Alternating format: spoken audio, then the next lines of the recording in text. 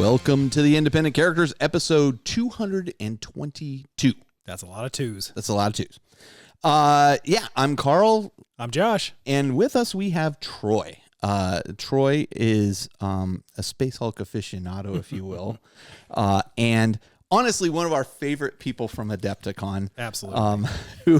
Who, especially after last year where you set up a special session for our group to play through Spacehulk, and people who have listened to the show before have heard us talk about, I think I just often call it like the 3D Spacehulk, event. But Troy is one of the organizers of this event. Man, it is a load of fun. And we'll talk more about that later in the episode, because this whole episode is really about Spacehulk, what it is, where it came from. The evolution of it. Yeah, all those things. And so first off, let's just thank right away Kirk Bollinger and Jonathan Walter, who are two of our patrons. We very much appreciate your support. We are making some good progress there. We've got a bunch of interviews set up. Actually, this weekend, we're starting to record our Dark Heresy campaign, which will then break up into 30 to 45 minute chunks, so that you can follow along with what's going on there. We've got some great stuff going on. So we're just about at a sweet spot for me to put out a blooper reel too. So there'll be some fun Patreon content coming out there. Okay, great. Yeah. I don't know what's in that, so I'm worried about that. So again, we're going to be talking about Spacehulk this episode. And I think it's in a great place. So before that, let's talk a little bit about Elite Choice, and I will go first. Yeah, absolutely. Yeah. So my Elite Choice, which is, from our Facebook community, we go in and we pick out things that we think Discord are representative of 40K, of the hobby, of the way we're trying to embrace the hobby. And this period, I chose Rich McTavish's Tim the Enchanter, is what he calls him. Such a great name for that model. This is one of my favorite Chaos Space Marine models. I'm trying to remember the actual name. I should have written it down. The actual name of, he's like the summoner possessed. I can't remember what his name is. I don't remember the name. Yeah. But he's a fantastic model. Those of you who are watching can see him here. But man, Tim took this. Rich took this to the next level. And immediately when I saw this is one of my favorite newer models, but it's a couple years old now. But when I saw what he did with it, including like the chaos symbols on the legs and all this, it was really surprising to me how somebody can take a model that already has a lot on it and then add a little bit of flavor to it and turn it into something that I had not seen before. It's a great model, and a beautiful amount of contrast with the glowing effects, like the flaming skulls or the glowing runes on the thigh, on the armor there. And Tim the Enchanter is a beautiful name, obviously, because it's referencing and very much inspired, or looks like Tim the Enchanter from Monty Python Holy Grail. The head does. Yeah, having the goat horn head there, it's too perfect. What? It's killing me that I can't remember the name of the model. I'll come up with it. Master of Possessed? Master of Possession. That may be it. Yeah. That may be it. That's what. It is a favorite model of mine. This is one of the best renditions of it I've ever seen. I actually reached out to Rich on behalf of Table War Charities as well, and Rich is going to paint up a model for us for Table War Charities to give away at Adepticon through the drawing that we do there. So a couple people have reached out. I made a post on our Facebook group that if people who were talented at painting wanted to help us, let's talk and see what they can paint up for us. So and so Rich has leaped at that opportunity, and I couldn't be happier with it. Fantastic. This is such a great model. Yep. Beautifully done, well executed. Yeah. What'd you pick? So I went with Chris Chinook, and he painted an incredible Inquisitor model for a friend who's moving out of town. So they had played, I think, a weekly basis. They were playing Kill Team, just the running Kill Team kind of game going through. I don't recall if they were doing the campaign or not. Yeah. But his friend is moving out of the area, and this was kind of a parting gift of, hey, like, thanks for all the fun times that we've had together. And it's just this beautiful rendition of an Inquisitor. painted up, really well executed, beautifully done. Great Plasma pistol looks glowing awesome. effect on the plasma pistol, just the duster cloak there. It's just it's very kind of Wild West but Inquisitor at the same time, and it's just incredibly well executed. And it was just such a nice gesture of this person you've shared so much time over games and hobby with and chat and things like that. And like, it sucks to have friends move out of the yeah, area. it does, yeah. Like we've had a bunch of that not recently, but over the years. I mean, we lost AJ, Jeff, AJ, Colin, Doug, Lars. Man, yeah. What the heck's the matter with these people? All right, well, yep. It's because California's too expensive. It's so expensive here, man. That's what it is. That's what it is. This is great stuff. I think we have two great additions to the Elite Choice here. Fantastic work, guys. Fantastic work. That being said, we are also on video on YouTube.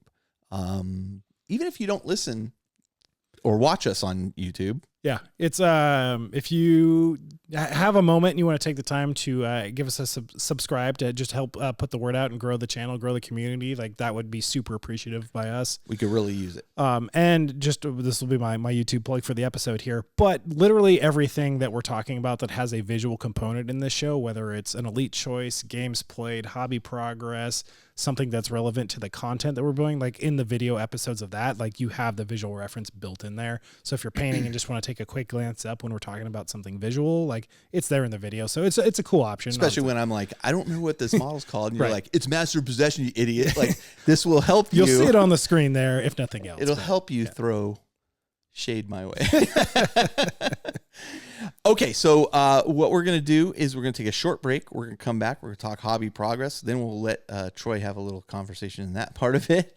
And then we'll leap into the main part of the show. So we will be right back. All right, and we're back. We're going to launch right into hobby progress and games played. So we're start with the workbench. Let's start with you. Yeah. Josh. So I didn't do quite as much as I did last time, but still had a fairly productive 2 weeks here. So the first thing is I painted my Primaris Chaplain. And I'll say everything that I have painted here, I have not yet done the oil wash or blood effects on. So all the highlighting, all the base coats, all the details are done. I just need to do the oil wash. Before you should come over here and do the oil wash, and we can do that. Probably got 30 models ready to go for oil wash. So Steve wants to come over, and Jody does also. Okay, so, yeah. I guess so. We got a group. We got to set up a day for it. Okay. Yeah. Hey, that might be a good thing to. Well, we can talk about that later. For doing a live stream for. Yes, I agree. So in addition to the chaplain, and I'm again building towards a boarding action list, a 1,000-point list, a 1,500-point list, and a 2,000-point list, and so on. I'm trying to share as many models as possible throughout that. Masters of the Forge put out a challenge that's happening over this month and going into a couple days into September. So we're almost at the end of that. So sorry for the late notice here, but they were doing basically a combat patrol hobby progress challenge of sorts. This is Loopy show. Loopy and his show. So this is run on their Discord. So part of that, I wanted to make sure that I got my Marines combat patrol done. So with the next model, which was the Primaris Terminator Librarian, and also the Leviathan Terminators, like with those models now being done to this state, I'm again just need to do the oil wash and blood effects, which will happen in the next week or so. That combat patrol will be completely done, and then I've also made some great progress into going into those expanded lists of higher point values. So yeah, Primaris Terminator Librarian's done. Primaris Terminators from Leviathan also got those done. I guess they're not Primaris, but Sternguard Veterans from the Leviathan set, those are well on their way. Have all the grays done, except for edge highlights, and then have a lot of the other base colors in there too. So those guys will be done pretty quickly. And they were the last unit that I needed for my boarding action list to go. So once those Sternguard are done, we'll be there. I got the grays done on the Reavers, so they're well on their way also, and that should be the last of my infantry for a while. And then started building the Brutalis Dreadnought, which is the double kind of combat fist dreadnought, which is I think just fitting for the Sharks. Again, going very assaulty with this army, which isn't in the best place for 10th edition right now, but I think it's going to be a lot of fun to play with and against. So just kind of doubling down on that. And the last thing that I did was new edition, new army, following through on my promise. Is I did pick up the Eldar Combat Patrol box, and this will be the start of my 4th Eldar army. Yeah, not because they're good. We'll see if you and I can be friends after this because we got a gameplay to talk about. Yeah. But Troy, let's talk about you for a second.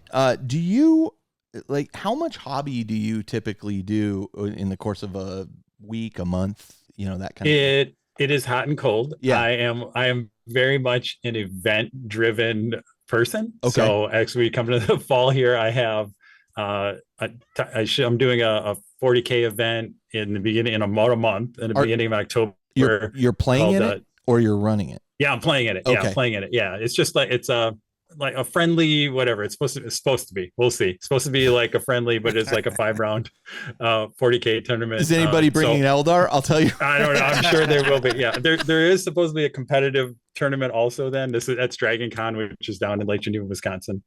So that'll be good because again, I don't get a ton of play, but it's fun to do an event like that. So that'll drive me. I'm probably just pulling out there'll be a lot of things you'll see that are very Spacehulk adjacent so I get kind of a bang for bunch. So my G-Zilla cult, which has been my main army for probably the last 3 editions of 40K, mostly because I painted a whole bunch of them up for a Spacehulk event that we'll talk about later at some point. So I'm just going to probably tweak them, add some stuff to that and do a little bit. So I go hot, cold.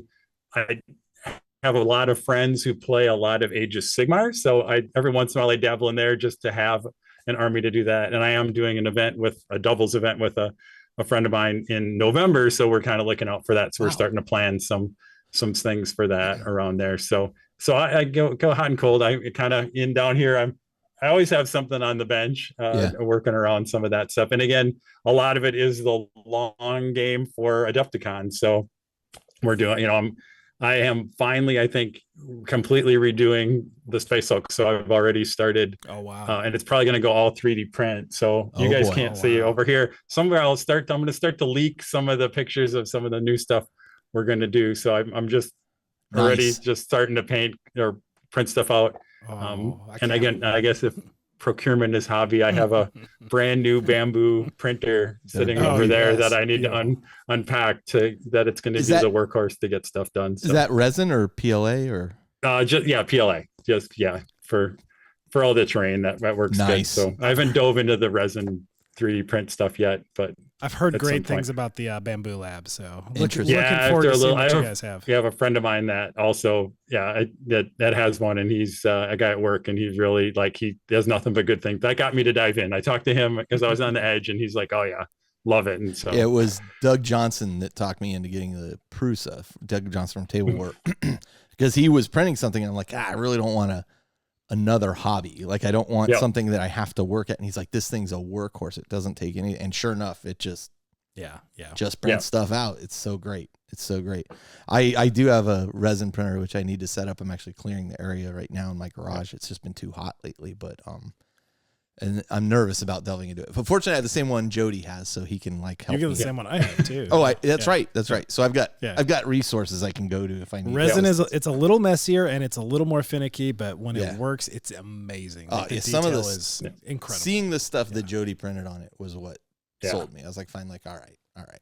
So, okay, well, that's interesting. You're actually. It sounds like you guys are very much going to event after event type of situation. Yeah, it especially then we kind of have runs. Like I think in the fall there tends to be a lot of stuff that kind of comes up.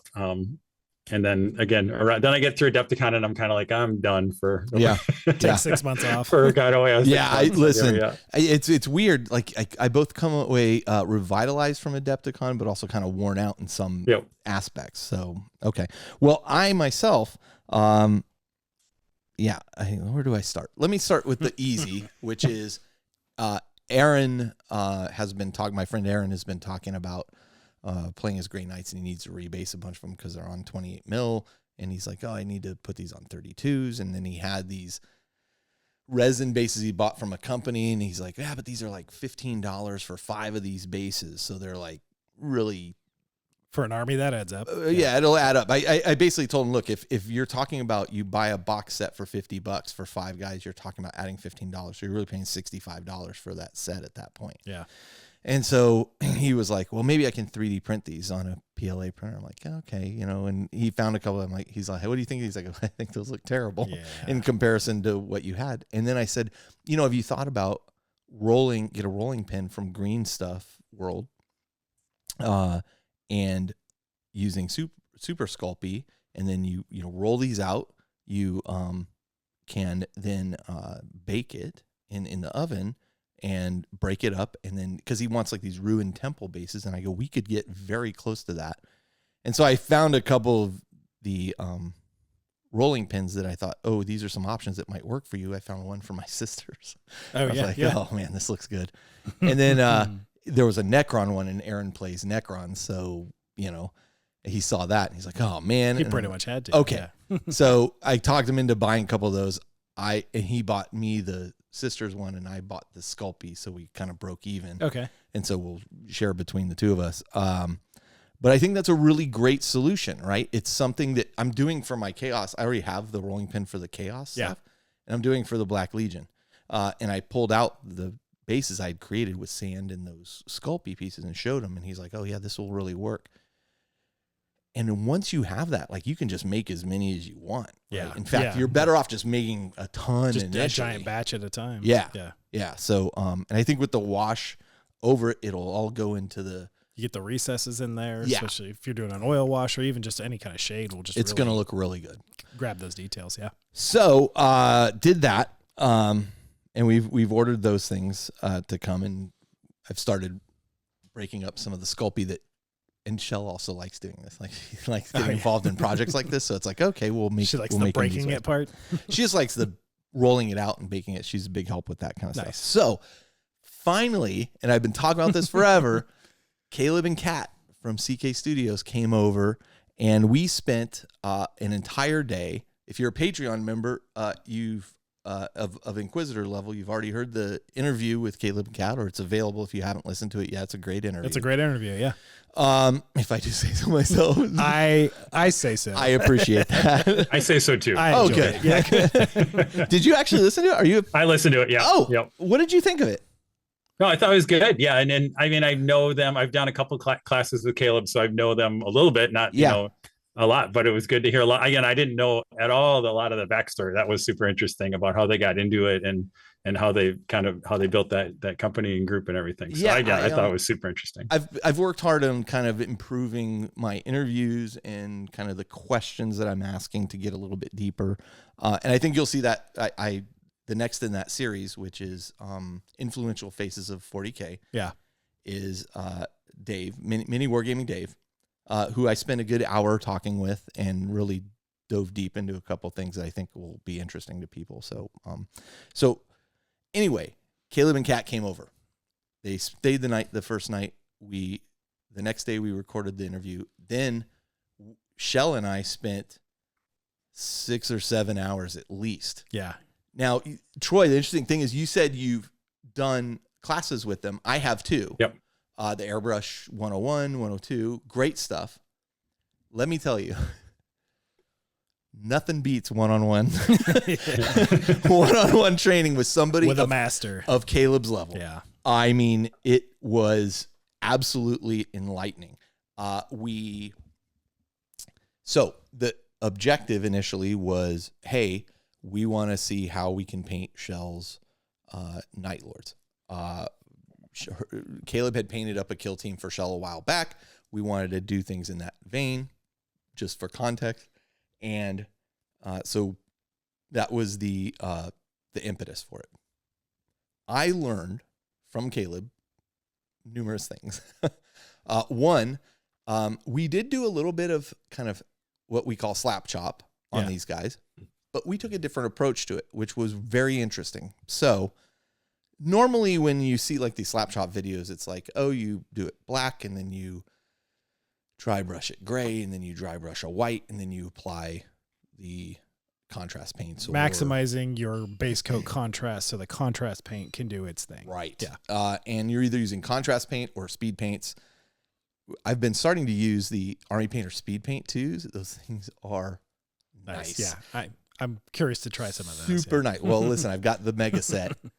you should try some of them, because what we did though, Caleb said, okay, well, we're going to do that. But what we're going to do is we have a black base.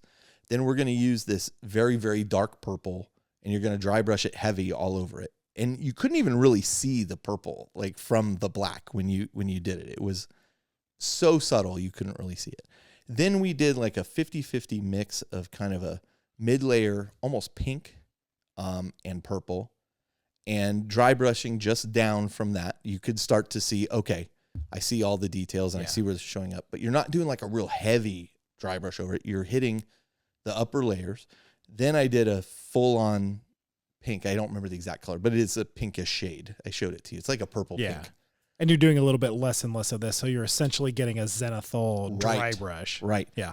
All the way to a white on the like most prominent areas, the face, because you want to pull the face out a bit, the top of the head, the top of the shoulders, knees that are sticking out, heels that are sticking out from the top down. Then taking a dark purple speed paint, we ran that through an airbrush to then tint it with that. And the interesting thing about, and this is one of the things that Caleb was pointing out, the more you coat the speed paint over this, the darker it's going to get. Yeah. Which sounds like that makes sense, but until you see it actually in action, you're like, oh, okay. So we went over that, and it brought down everything to this purple with like lighter glows in it. Yeah. It worked so amazingly well. Nice. Like it was, they look great. It takes a little practice. It's not like, oh, you just do this and it's easy. Like it took a little practice, but man, it was super useful. And so then Michelle was at work one day, and I was like, I'm just going to knock out the rest of these. So I spent 3-4 hours just knocking out the rest of getting all the purples done. Nice. We also went over to how to paint a vehicle that I might need to revisit with Caleb again in the future, but he did a great job, and I understand the basics of that. But the other things we learned were edge highlighting. And in particular, like I know you use the side of the brush when you're edge highlighting, but it seems like it always comes out too thick for me. Caleb explained a lot about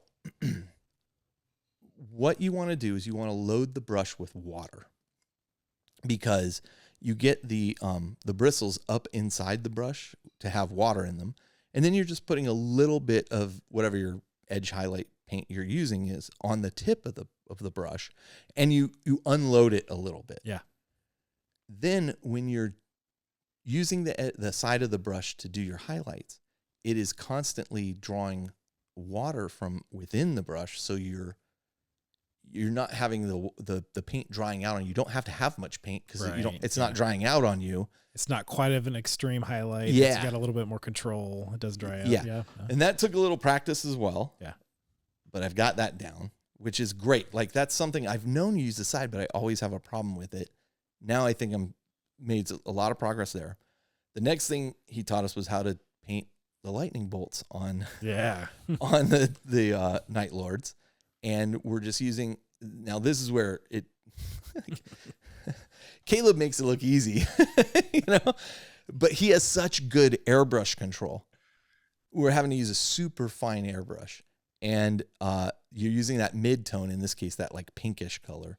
And you just draw a couple lines with this, like Caleb's just like, oh yeah, just draw a couple lines like this. And then I'm like, splat, oh no, So it, again, takes a little practice. You saw the one I practiced on. By the time I got to my third attempt, I was like, oh yeah, nailed it. The one you have on the leg with the glow and then like the diffuse white of the lightning, like it looks incredible. And we'll get a shot of that. It's this, and it's just a paintbrush, hand brush, and you're jaggedly adding the lightning. Yeah. Right. Looks great. Looks great. We talked a little bit about on chaos models, you have a ton of filigree edge, trim. What do you call it? Trim that you have to paint. Typically it's painted gold or silver. So we looked at how to do that. And one of the things, as I was telling you, Josh, Caleb said, okay, so we're at this stage. We've got all the purple on the model. Now take this Black Templar contrast paint, or a black version of it similar for the army painter, and go over those those edges. Go over everything that you're going to have to do. And you don't have to be like really careful about it. You want to be careful, but not like, you know, you're not having to be super, super precise. You're just going over all that with this contrast paint. And what that's doing is actually, and you said oil wash can do a similar thing, is that paint will flow into the inner edge on the inside of that filigree. And so then when you go through and you paint your gold over that, you're not trying to get that inner edge. That's you're just a millimeter deep. Yeah, that's a millimeter deep, right? You're just getting the top, and it's black lining that edge, so it looks like, you know, the example I use is like a comic book art. You know, like you have that black around defining the thing, and then the color. And man, that was eye opening. And that'll clean up a lot of the work and just make it so much easier to do that much trim across. And it just looks so much sharper, and it looks so much cleaner, and you're not risking hitting the shaded purple that you've just done with with now a gold that now you've really that's harder to fix. Which is, it's really smart using a concentrated contrast paint to do just kind of a pre-shade there before you go and do the golds, because exactly that's where the shadows should be, and that's where you want that little extra depth and definition. And that Black Templar contrast paint is dark, like it is a dark contrast paint. So okay, we learned that piece. That was great. We learned how to do the edging. We learned the lightning. Then he showed us how to do eyes on these Space Marines. And I need to go back to him for the steps again. Like I saw exactly how he did it. I even filmed it. I need to remember exactly what colors, but basically he went in with a white, painted the eyes with a white. Then we used a red contrast paint, went over that with the contrast paint, which just immediately gave it definition. Yeah. And then went in with like an orange I want to say a white to tap it again to get like the kind of shine on it. I have to go back and see how he did it. You saw the example. Yeah, it looks amazing. Yeah. So I'll get those steps so I can describe that piece a little bit After better. you varnish too, you can always go in with just a little bit of like spot gloss, like a brush on gloss varnish, and just go right over the eyes there if you want a little extra. If you even wanted to go that far, which you don't have to do, but it does look good. Yeah. So and then we went over how to paint cloaks, and you know, look, I won't go into all the details, but what I'm saying is having one-on-one time like that. You got a thorough education, a re-education. Yeah. And I mean, I attribute it to very much when I took up snowboarding, right? I took up snowboarding and I had no money, and my dad was like, come out, I'll pay for a lesson. So I joined a group lesson. Well, there was only one other person in the group. Oh yeah. And she left. Yeah. She like left after like 15 minutes. That's a pretty good lesson. And so I just had a snowboard instructor to myself for 2 hours. Like it was immensely helpful to just have one-on-one training. And that's exactly what I got with Caleb. So, you know, and yes, Caleb and Kat are friends of ours, and they probably would have come down and done it anyway. 2 or 3 years ago, I paid for this. Like I won this through, he was part of a Table War Charities thing, right? Where he had put up, I will do a lesson with somebody online. They don't live too far from here, so online. And I think I ended up paying $300 or $400 to win that bid, and it's just taken us this long to get together. Not through his fault or my fault. It's just it's been a crazy couple of years. Stuff just hasn't mashed up. But man, that was, I'd pay $400 to do it again.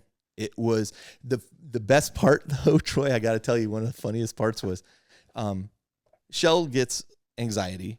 I think we all do. Everybody does too, a little bit. You get a little bit anxious about stuff. So,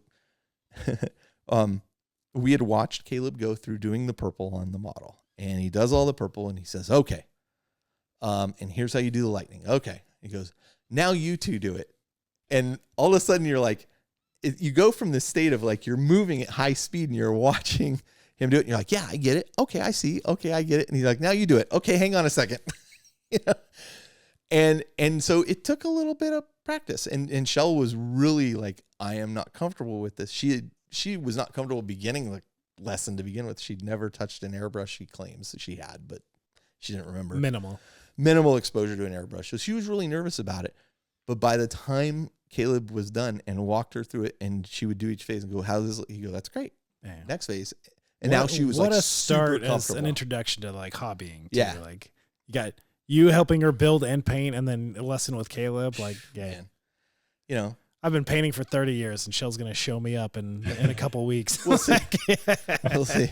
There is some aspects of it. The doing the lightning, the base of the airbrush lightning that part's still a little tricky because you're doing such fine work and you're pushing through a lot of air before you ever pull back to get to get the lightning or the paint to flow through. And so a lot of times you're running into dry needle tip and you have to constantly be kind of cleaning the needle and then doing it. But we're going to get it looking great. One thing you guys could do if you wanted to is before you get everything done before you get to the lightning phase, you can always do a gloss varnish as like your save so point. You could go, and then if it goes too far, it's way scrub easier to scrub off from there. Yeah, I thought about that too. Yeah. I thought that might not be a bad idea because you can do it for a batch and you can make a mistake. Do it for your first 5 and get a good hang of it there, and maybe you don't need to do it after that, but it's an option.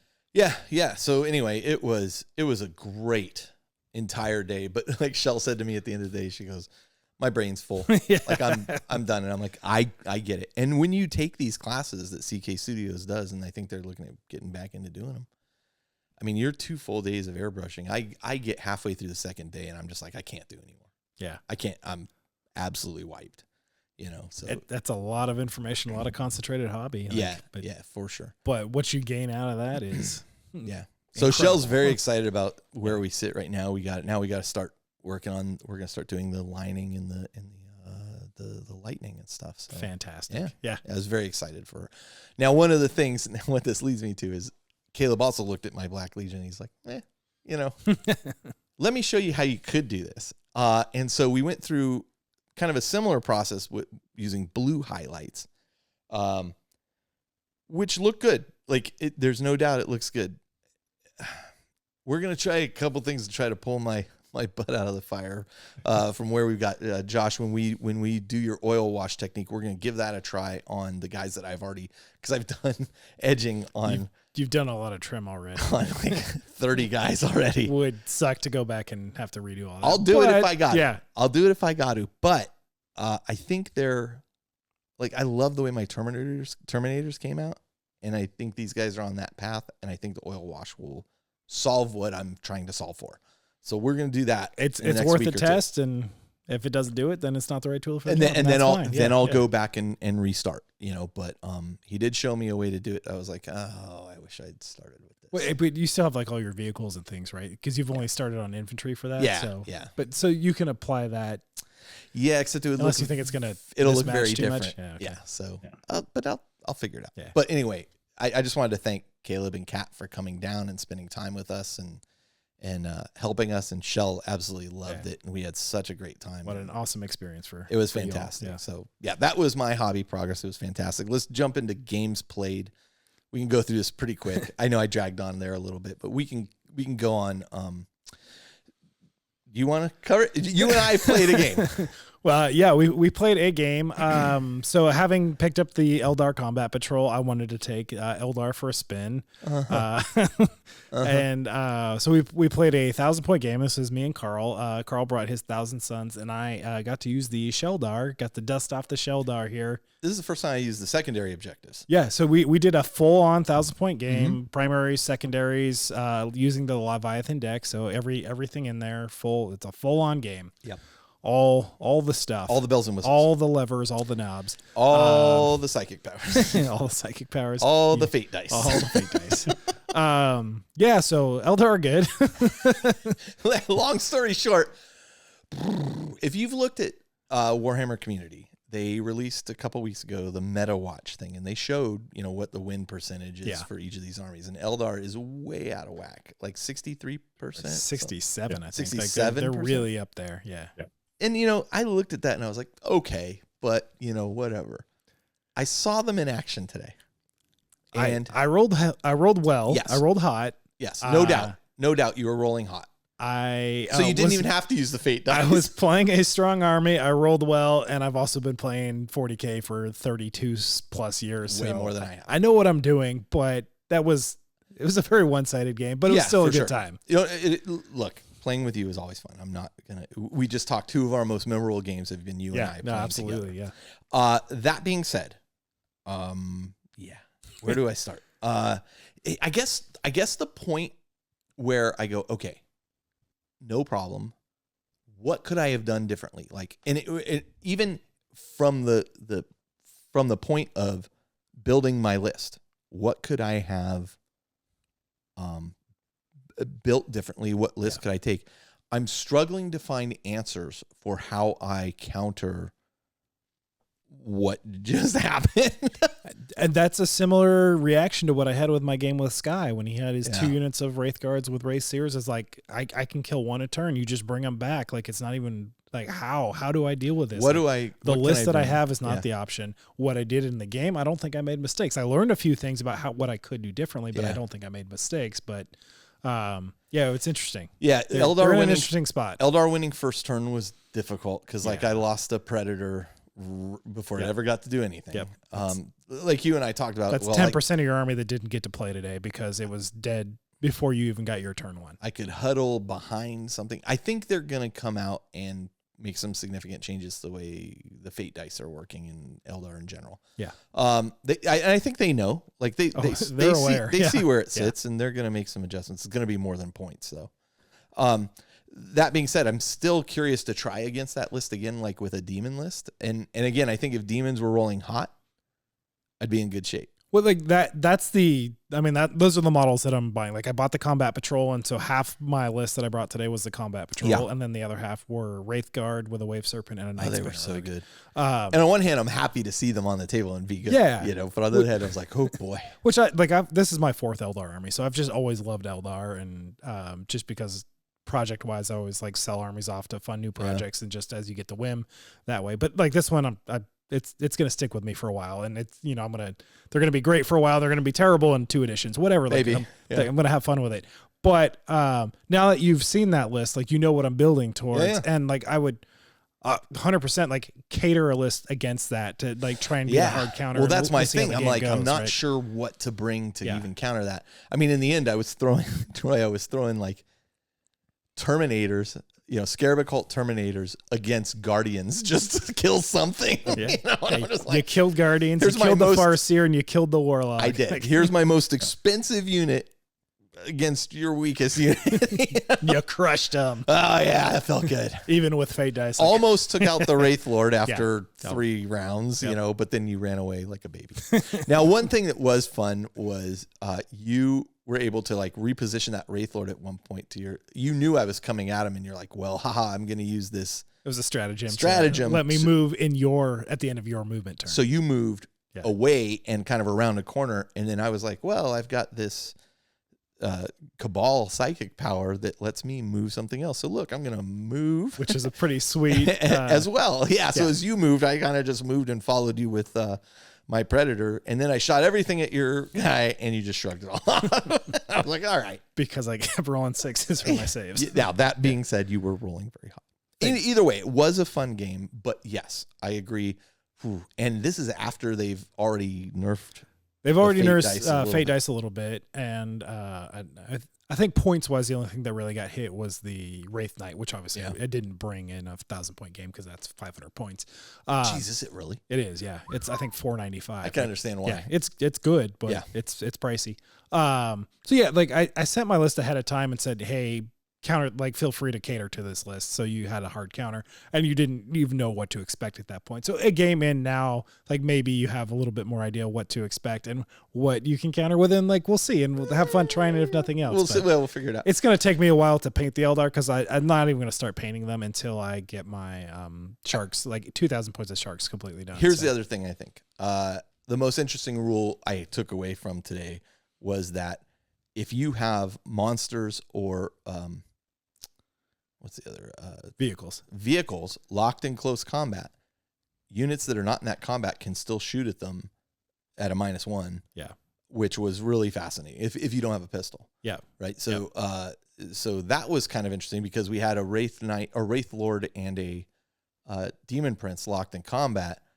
and we could shoot at them with Right. other units, You which I can't- thought was kind of cool. You can't tie those big units up the same way because they can still shoot at the unit they're engaged with, Yeah. but they're also not completely safe being tied up with. Right. Like, you can't charge a weak unit knowing that, I can like kill this in your turn so that I'm free to do what I want on Right. my turn. It's like, no, everyone can That's still kind shoot of at you gone too. now, Which Yeah. is, it's good. Like it's lethal, but No, I thought it was cool. but the big units are so much more survivable now also that Yeah. I'm glad there's that counter. Yeah, yeah. Anyway, that was a rule I learned today, so that was cool. We both I think we didn't realize that until we got kind of in that Yeah, situation. I knew they could shoot out. I didn't realize everyone could shoot at them Yeah. too. Yeah. So that was good. Very cool. Yeah, and it was a fun game, even though it was one-sided. One-sided. Troy, you have you said you kind of go hot and cold on playing, and you haven't played a lot lately, but you have.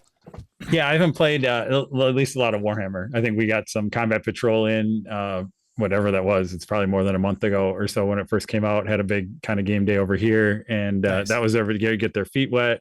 And then, like I said, I'm now preparing, so I'm gonna line up a few like 1,000-point games as I over the next month here as I get my army kind of back to things. So I have to say, I think excited to play. So I think the 1,000-point is where it's at for learning. I'm about ready to increase that point scale. Combat Patrol was just different enough that I was like, oh, I see what they're doing. This is how they intro people to the game. I don't need this. Like, I need to play at the 1,000-point level. And now that we've layered in the secondary objectives and that kind of stuff, I actually found I really liked that. Yeah, I really liked it. And so last episode I was talking about like the game you and I played, we only did primaries. The Right. game I played with Sky, we only did primaries. And I think having those secondaries, especially both did tacticals, so they're the like rotating secondaries. It helps balance the game. It's not Agreed. just about killing and grabbing a few objectives. Then like you're trying to do a few other things, and it's changing where you're moving, and it's adding that extra dynamic layer to the game that it's less of just a murder fest, even though it still was. But Yes, it was, Josh. Yes, it was. But no, I agree with you. I think, after having now played the basics and got the basics down, cool. Layering that next layer in, it really does enrich the game a bit. It really does enrich it quite a bit. So, yeah. Well, cool. All right. Well, let's do this. Let's take a short break. We're going to come back, and then we'll leap into Spacehulk, and we'll go over a little bit of history of Spacehulk, kind of the various editions it's been and what's gone on there. And we're really going to rely on Troy for some of his knowledge there. I like how he set up all the Spacehulks behind him. Beautiful background. Well thought out. And then we will talk about kind of taking it to the next level and beyond in the second part of that segment. So we will be right back. All right, and we are back, and now we're going to talk a little bit about Spacehulk. And I know we've talked about it before on this show, but we've now spent several years scrambling to get on Troy's schedule at Adepticon. Yeah. And One of the things I'm most excited for about Adepticon next year is coming and hanging out with you guys again. And I will not Sounds be good. there. I will not be there. So I know you guys will have fun. I'm going to be very disappointed. We'll send you pictures. I'm already having FOMO Oh, about yeah. this. I mean, I'm going to be in Australia. I'm going to be doing some other stuff at that time. So it's kind of a once in a lifetime trip that I had to take. And I'm looking forward to it. I'm going to see some friends in all locations of Australia, go to Formula One race, et cetera, et cetera. It'll be great. It just happens to be on the same weekend that Adepticon is. So, okay. But we have talked about Troy and his crew. In fact, I was just on your guys' Basement of Death podcast last month. Yeah, it was great to have you on. And I also say, Carl, it is somewhat your own fault that it's so hard to get into my game. I'm aware. I believe. Because I mean, it would sell out, and it was always, I would fill out. And then wherever the years when Don and you got into the game and then talked about it, that was Where it then exploded. Ever since then, it's on a lot of people's list on something they want to do. I will tell you. It's gone in like 2 to 3. We just joke because it's 2 to 3 minutes And it's gone. It's all sold out. And even last year we tried to run, like I ran, I don't know, 5 or 6 different, more than I ever have. But again, that's still only like 30 people out of the whatever. Yeah. And my, you get basically Adepticon will give you your player list, and then it gives you the wait list. And if you can't see me, our wait list is pages and pages. Oh my gosh. And I don't know if it's true. Like Matt Weeks came by once and he said, you guys have like the longest wait list out of any event. I don't know if I believe that against some of the big tournaments. No, I don't. It was funny for him to say that. I don't. Like... I believe it. I believe it. And it's funny because we were kind of a victim of our own making there, because when I signed up for Adepticon, this event, I should shut up about it because I'm probably making it worse. Carl. No, but listen, it's okay. I've had my share. I think other people should get it totally too. Fair. This event is literally the first thing I try to sign up for. It is, I see when the openings are, and I'm like, okay, we're going to go for this one. We're going to go for this one. I bought my badge. I signed up for Spacehulk, and I checked out. And that was it. And then I went back and got Titanicus later. Yes. Yeah. That is. You are doing it right. Yeah. Well, now everybody else can do it. So, but now everybody else can do it. It is the event we have had the most fun with repeatedly. Shell even went to this. The first year she went to Adepticon, she showed up while we were playing, and then she and I worked together to kind of play the one force we were doing, and then the next year she came and she asked you guys, well, can I run the Tyranids instead? And she had a great time murdering me. Yeah, she murdered Josh. And every time she would kill a Marine, she would cheer. So I think she got it. For those who don't know, the way the game is rolled out when Troy does it and his crew is you have multiple Space Marine teams. So you're playing 6 players, I think 6 Space Marine players against the Basement of Death guys running the Gene Stealers and Cultists, the Gribblies and Tyranids, and but it's a much more collaborative event. I mean, you can get taken out and you have to push hard, but they're not as cutthroat as Shell. But you guys run such a great event, and we've talked about it repeatedly. It truly is the highlight of our stay there. And I just want to thank you again for last year, or this year, I should say, for running that extra event for us. Yeah. You know, I wrote to you separately. I said, could you please do this, and we'll buy you dinner and drinks. And you were like, if you help us clean up. I think it was the fastest you guys said it had ever been cleaned up. Oh, yeah. It was great.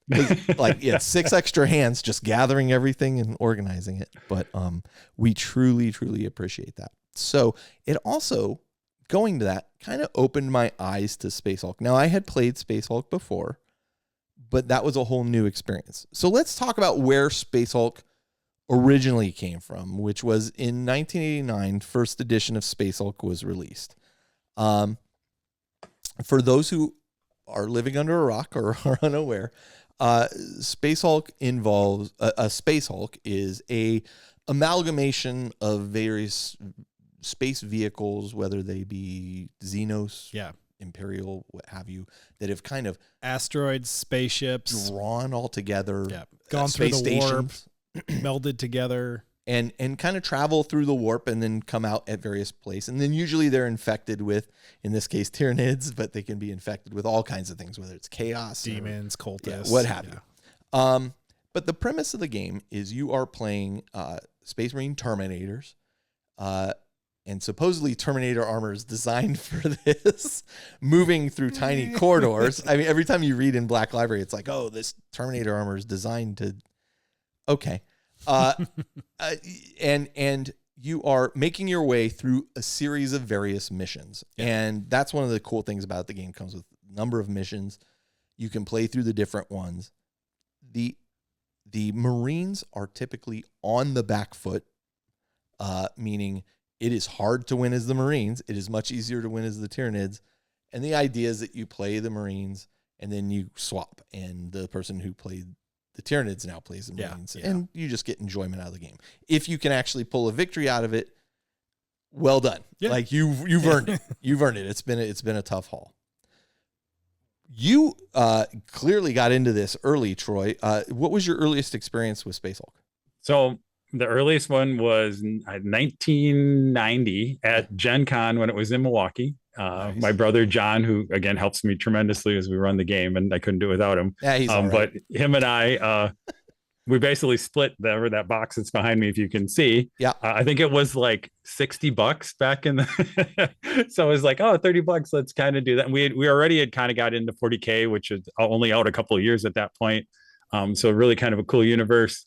Also, again, Games Workshop was kind of maybe, influenced by a lot of the Aliens and Alien IP. Yep. And I was also, again, one of my favorite things ever. So that was like, I think what kind of drew us in there. And then kind of found that there was this really cool game, right? That you talked about it, like in some ways, like the rules are pretty simple. There's not a whole lot going on once you kind of get it, but like this just endless decision making. You got some hidden movement. You got a lot of tense there, and so it's you never really master it around that. And so I think that's what really got us, is just enjoying. I always love like a lot of games that have very, we gotta say, simplistic gameplay, but strategy wise, there's a lot going on, and that's what we found. So it's a combination of, hey, there's a cool game here, plus we loved, the IP was just really cool stuff. So right.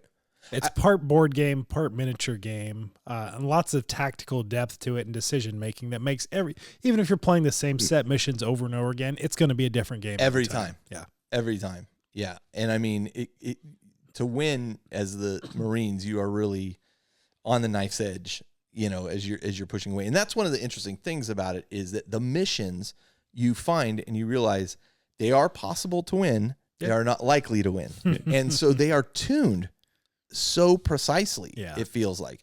I don't know if that's how it was in the first edition of it, but by the third and fourth edition, it feels like these are tuned exactly, like they've been worked through exactly. Then Spacehulk comes out. It's massively popular. Yeah. It is massively popular, and they do some White Dwarf articles adding scenarios and that kind of thing, which end up getting collected and published into a book. But then Deathwing, the box set, comes out in 1990, and that introduces the Deathwing, the first company of the Dark Angels. Yep. So initially, what chapter were you playing initially? Was that even defined in first edition? I want to say it was Blood Angels in the beginning. It would make sense. Think, there's always kind of, Blood Angels have always had kind of this relationship with the Spacehulk. And so I think it was Blood Angels. So the Dark Angels get introduced now, which have a few different rules. They include a captain and a librarian, and an additional Terminator weapons. Like they add additional weapons to the game. So it just increases your flexibility, and it actually, I would say, takes the game and refreshes it. Again. Because again, if you're playing those same set missions, I think this also introduced some missions. It does. But even if you're playing the classic missions with a slightly different loadout, or like, oh, now I have a chain fist, so I can cut this door out, and that's one less obstacle that I have. It refreshes, exactly to your point, that one thing it also did was it introduced a solo play mode, right? Which was just kind of way to give extra legs to a game that was already very popular. Yeah. One of the funny things, is a kind of side tangent here. I used to play a game, which feels kind of Space Hulky in a way. It was a Tom Wham game from way back in the day called Awful Green Things from Outer Space. I don't know if you guys have played it. I haven't played it, but familiar with it. Yeah. It was. It's hard to get a copy of now. I think Tom has a copy of it. Yeah, I'm sure. You should play it. You would enjoy it. So it introduces solo play. It introduces, hey, now you can play as the Deathwing, and here they've got a different loadout than your Blood Angels in the initial wave. Then they introduced Gene Stealer, another box set. So they're adding box sets onto that, which is something I wish I would do for this one. Yeah. And this introduced Gene Stealer cults, including human Gene Stealer hybrids, which I didn't realize was part of the original thing. I thought you guys, Troy, had you and the Basement of Death guys had to introduce those yourself, but there were rules for this previously. They're an homage. Yeah, it's basically that's what we do. And I don't, like, in my game, I literally there's a couple of the hybrid models that are literally from the Genes, way back from models that are worked in there. That's amazing. It's a really nice addition to it too. And like in playing in your guys' game of just having that option of like, oh, and here's aberrants and things like that, that just really add more layers to the whole experience. So Yep. it also introduced the Magus and the Patriarch. Yep.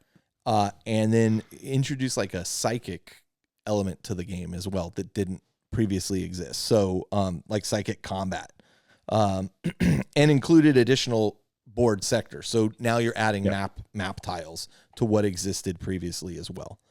And I don't know if I think Deathwing is what made the game, like that expansion, because there came the assault cannon. Yeah. That was which is infamous, huge. right? Yeah. On that. Yeah. That And, is and Spacehulk. just the different, giving the Marines kind of more tools in their arsenal. It also opened up some of the tiles, like, and that was really like, again, Spacehulk was good. And then when they introduced the Deathwing thing, expansion, that's what really made it for me. And again, you can't overlook the fiction that's in the rule book is one of the best stories ever. Like, that was back in the day when Black Library really didn't exist. You didn't have a lot of kind of lore. And I don't know how many pages it is, but half that rule book, Deathwing, is the story of them going into like a hive cult and stuff like that, which is really great. And then you had Gene Stealer come along, which introduced some good stuff, but I'll say broke the game a little bit. Okay. In that the Gene Stealer, like the psychics started, if you played with all the psychic rules, it kind of takes over the game. Okay. And what happened is that it would be the Psyker on the Marine side and the Psyker, the Magnus and stuff on the Gene Stealer side. That's who the battle came down to. All the other people got knocked out, or they just weren't as powerful. Got it. So we ended up, we played it a lot, and then we always ended up kind of like leaving those, like, you didn't need to use them, so we kind of left a lot of those rules out. So that was kind of the plus and minus with Gene Stealer. It was cool, all the stuff like the hybrids and things they introduced, but I do think that was one point. Up to that point, I think they were very careful with balance and things were good. But this kind of overdid it with a lot of all these. I could understand, right? It's very cool. Here's some cool psychic things, spells, all kinds of things of that. But it didn't end up not being a fun experience sometimes with the gameplay. It became the hero hammer of Spacehulk. Yep. Yeah. Okay. And so after that, they release Spacehulk Campaigns. Yeah. Which is a hardback book in 91, but released again as a paperback book in 93. This introduces Imperial Space Marine Terminators against Chaos Space Marine Terminators. Oh, look at that. Hold that up again. Yeah, that book's in great shape. Oh, my goodness. Yeah, it isn't. Yeah. It's has that even been opened? It has been opened, but not nowadays. It's just more of I go and look at there is electronic versions of it that I look at. This is literally a collector's piece. For sure. Very interesting. We should have had that on the rare 40K materials. Hey, part 2. I might need to borrow that from you. So against Chaos Space, I did not know this ever existed. That sounds fascinating. I did not either. Did you play any of this? We never did. I think I did. I might have done one scenario where we did kind of a Marine on Marine big board. I was like, I think it was at some convention once, and they had Chaos and things like that. Again, Spacehulk wasn't really made for Marine versus Marine, so it runs into a little bit of some play issues, but it can be fun. Yeah. But what would be interesting is you now have like cultists and mutants and that kind of stuff. Yeah. But in one, look. It really resonates with the Tyranids. Stormbolters against power or Terminator armor shouldn't be that effective, right? Right. So you have to change a lot of core mechanics in order to make that. That's very true. But this also introduced using just Space Marines in power armor. Yeah. And included additional board sections. But the interesting thing about the Space Marines in power armor is, again, when I played with you guys at Adepticon, I had in my unit an Inquisitor and some Space Marines in power armor. Yep. How much of the rules did you take from how they played there into, because like facing became not an issue for Space Marines in power armor, which was brilliant, I thought. Yeah. Yeah. And they're really close because we've always, a lot of those we took exactly from that. We might have tweaked it a little bit if there were things that didn't make sense with some of the changes that they did in the later editions. But almost all the rules when we bring things in are very much inspired by first edition kind of rule set. So and so for people who don't know, when you're playing Spacehulk and you're these Terminators, you're these hulking Terminators walking through small corridors. You have a certain number of action points in which you can make your movement, and every turn counts in as an action point. And so even backing up costs two points for every step backwards you take, Yeah. and you're playing on a board with squares. And so, if you maybe have 5 action points, let's say, and your Terminator's moving forward, you're moving forward, you turn left to go down the corridor, you turn right, you've used up a ton of action. You get 4 per model. Yep. Yeah. And then you roll And a then you die. have a couple of command points Bonus that you can dice. spend to potentially Right. help. But where a Space Marine in power armor, not Terminator armor, makes such a huge difference is not having to make those You're a lot those more turns mobile costing there. points. Yeah. You're moving a lot faster. Yeah. Yep. Mind you, you're also more at risk. So, okay, that's first edition. Then, and that's ends around 93. 3 years later, 1996, the second edition of Spacehulk is released. And in this edition, they have revamped board artwork and miniatures. It has 2 identical 5-man Terminator squads with standard weaponry and a bunch of assorted gene stealers. Model-wise, yeah. Yeah. Yep. So the rules are simplified a bit. It's a really different game, right? Which I'm sure Troy can tell us a lot more about. Yeah, it was kind of like they were only going to do one shot probably. And so they kind of tried to take everything that they had done and simplify and put it out. The big difference, and what's, again, something we use, is they changed how the flamers work. And flamers, which are probably, you could say, the most powerful weapon in the game because of the way they can take out a whole board section. Yeah. They also block movement, line of sight. They're besides a weapon, they're also a way to control the gene stealers. But they in first edition, and then they went back to it's you only have like 6 shots and you fire at a board area. In second edition, they kind of went to where you're firing one flame per square. You can kind of make a chain, so it's more of a line of fire that you're moving in there. So a little more ammo, and that was one of the biggest changes that they have in there. Again, the core stuff's pretty similar.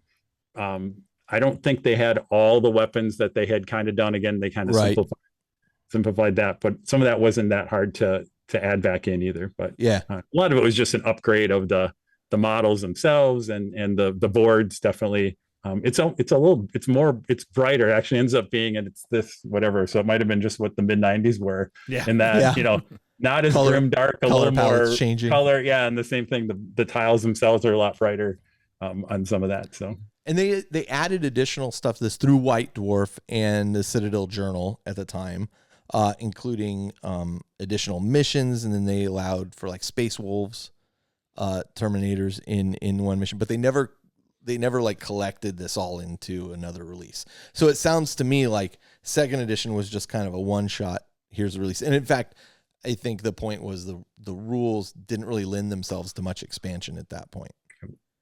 So okay. So then, many years later, we go from 96 to 2009. So that's 13 years later. That's a chunk of time.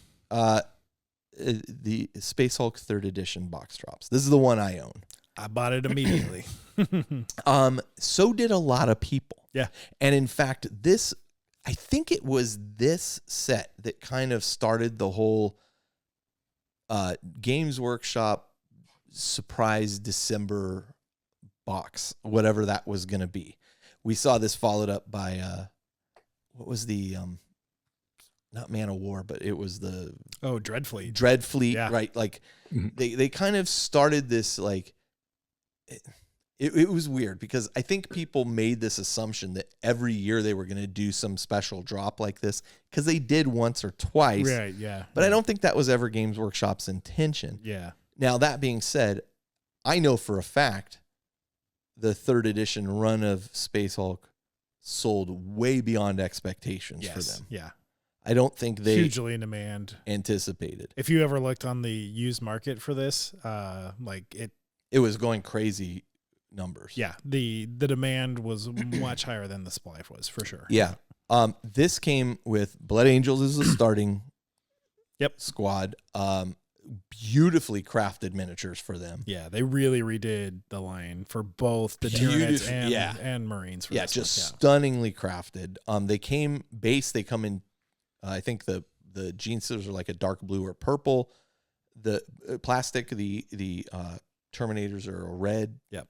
But obviously they lend themselves well to being painted. They are hard plastic. They are great detail. equal to anything Games Workshop had put out at the time. Yeah, they are push fit, easy to assemble miniatures, but you're not sacrificing detail for that, especially once you paint them. Like, you wouldn't know. Yeah, exactly. Even the map tiles are like stunningly done. The artwork on them beautifully is stunning. rendered. They even have little depressions in the tiles to kind of mark those squares. So it's even just a little extra immersive, but also a nice game aid of like really distinguishing which square is which. Yeah. The game's rules are, I think, clearer and streamlined. Much like they've done, I think they've modernized a bunch of stuff, yet it still has the core Spacehulk feel. It is still incredibly difficult to win as the Marines. I only played a few games of first edition and a few games of second edition. I've played a lot of games of third edition, but it definitely feels more like the spiritual successor of first edition. Like that is kind of the more of a reprinting of that, but also modernization at the same time. Like you do have psychics in that with the librarian. Yeah. You've got captains. You've got all the weapon assortments with thunderhammers and assault cannons and the flamer, heavy flamer, and you get the broodlord with the gene stealers, which is a nice, very powerful model for those guys too. And just the models are stunning. It probably harkens back more towards like the first edition rules than the second edition rules. Yeah, definitely. But man, everything about this set is amazing. And like I said, sold out within 24 hours. It was gone. Yep. Then like 4 or 5 years later, they re-release it. Although I think you called it 4th edition when we had our pre-discussion, Troy. Yeah. 3.5. Yeah, 3.5, because I think they just added a few little. Again, it's literally the same, almost the same thing. Same models. The rule book is slightly from the models thing. I think there might be a couple different tiles because I think they added like the idea of like a landing.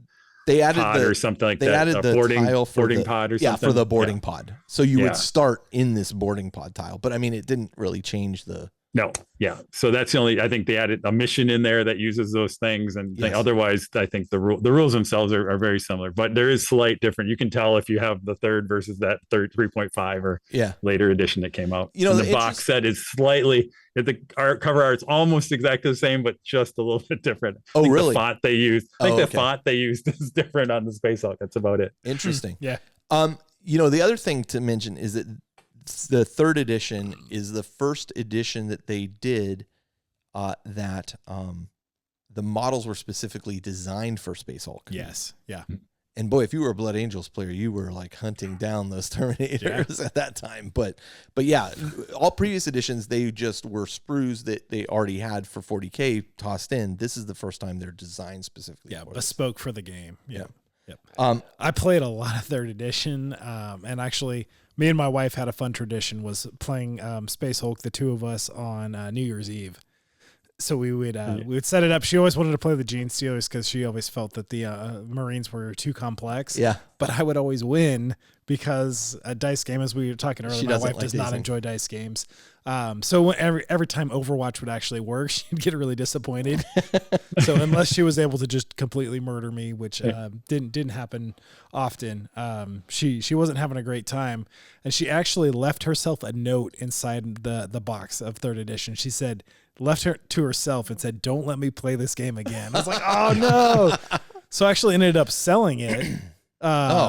Which, because I was like, okay, like if she's not going to play it, Jody has his copy. You've got a copy. Like I probably don't need it. So I ended up selling it at a Game Castle flea market because it was sitting there for a while. Yeah. But I will say, as soon as we played your game, Troy, at Adepticon this year, I found a copy and rebought it again. It's like, no, and you can occasionally find them. I have to have this. You can occasionally find them in stores still.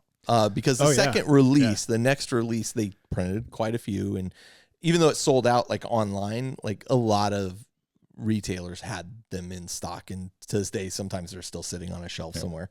Now, one of the cool things they released these as digital releases, because at the time Games Workshop was just delving into like digitally releasing their rules. Yeah. They did release 3 more campaigns. Now it's important to understand like the Blood Angels models you're playing through a campaign. Yes. Like there is mission 1, mission 2, mission 3, and they tell a story while you're trying to work your way. You're rescuing this brother, and there's missions where there's unconscious Terminators that you have to go and revive, and then you get to use them in future missions. Right. Yeah, it's progressive, which is neat. They released what they called Spacehulk mission files, and they did one for the Dark Angels called Bringer of Sorrow. They did one for the Space Wolves called Return to Calidus, and they did one for the Ultramarines called Duty and Honor. And I bought all 3 of these, and I actually checked my iPad the other day, and I can still download them because I've bought them. They're still available for download, and I have them. Because at the times I was playing Ultramarines all the time. And so I was like, oh, let's play Spacehulk. I want to play these Ultramarines. I hate that we're talking about this because it's making me go, oh, maybe I could paint up a squad of Terminators. I do not need to do this. You got the new Primaris models with an assault cannon. I am busy with Black Legion. You need to stay focused. Don't let me get off target.